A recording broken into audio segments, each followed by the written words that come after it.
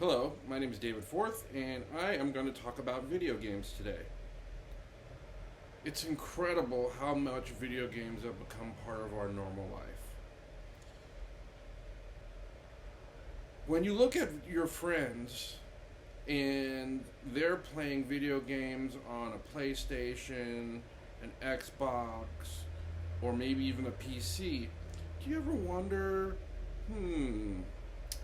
I wonder how many hours they actually have been playing? It's interesting to note that video games are a reflection on our own human personalities, particularly in adolescence. Often, video games reflect a person's personality. I find a great interest how the art and the animations I create as an artist in this field affect my audience. Today I will discuss how video games affect the human personality in adolescence, interpersonal relationships, and the ways people use them to cope in modern society. First, let's begin by discussing how the video games reflect the emotions of most of the unpredictable class of human, the teenager. Games are an important part of an adolescent's life. During these developmental years, video games are problem solving tools and can help adolescents as they are handling their transition into adulthood.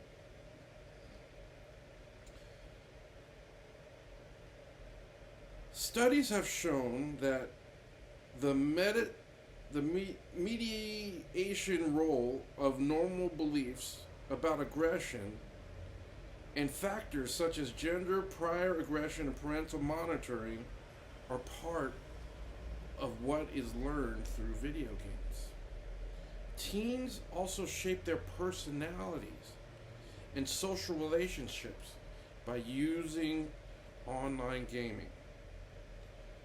The depth of a teen's gender within this says a lot about who they are.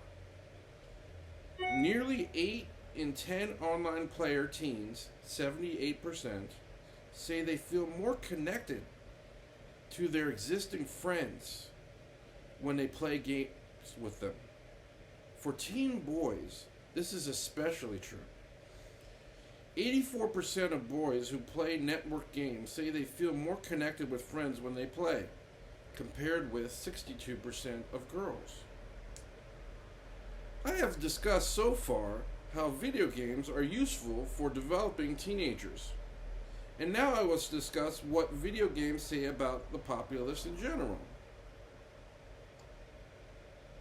The video games that we play can often help us shape our interpersonal relationships. More often than not, we use the subject of a popular video game as an icebreaker when meeting new people. Now, to some well-meaning parents, video games, well, they look like they're a waste of time, a waste of childhood. The games that they had didn't have controllers, keyboards, screens, or a headset. In this case, the headset is key. Although the players are physically isolated, they're spending time with their friends, the same way that people do when they talk to one another on the phone. 77% of boys play online video games with friends at least once a month. So what do gamers talk about? 2 researchers studied this exact idea in 2006. They looked at over 5,800 teenagers, and what they were saying was interesting. Social emotional messages are ones that helped players connect, such as thanks for the help, Yeah, I agree with you.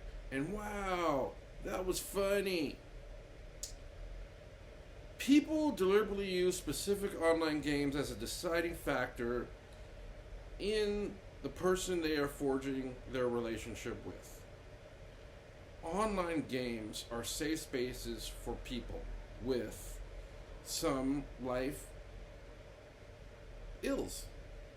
Sometimes people who are not completely able to be present in person. Maybe someone who's handicapped. There's also evidence to suggest that video games can be a safe place to experiment with social interactions for vulnerable people.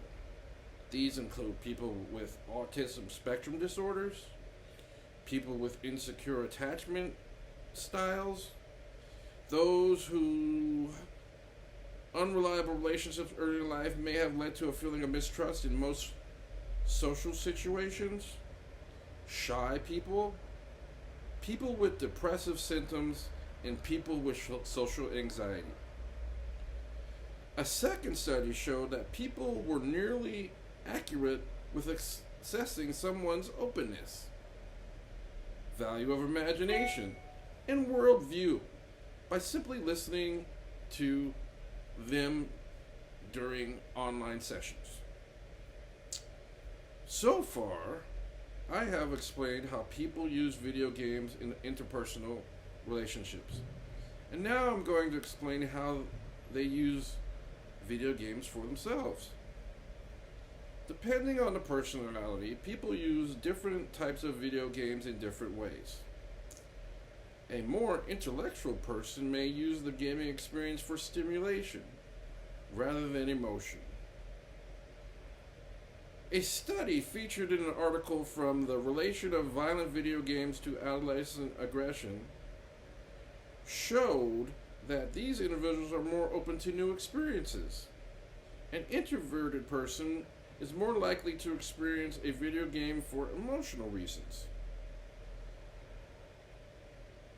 This kind of person may be more likely to play video games to regulate their own emotions. The study shows that these people tend to be more emotionally unstable than an extroverted person.